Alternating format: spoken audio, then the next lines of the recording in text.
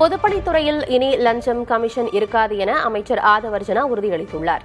ஒப்பந்ததாரர்கள் உடனான ஆய்வுக் கூட்டத்தில் பேசிய அவர் பணியின் தரத்தில் குறை இருக்கக்கூடாது என அறிவுறுத்தினார். இடைத்தரகர்கள் இல்லாமல் கவர்மெண்ட்டுக்கே நீங்க ஸ்ட்ரைட்டா பே பண்ற மாதிரி ஒரு சிஸ்டத்தை உருவாக்கிடுவோம். அப்போ உங்களுக்கு அந்த பிரச்சனை இருக்கவே இருக்காது.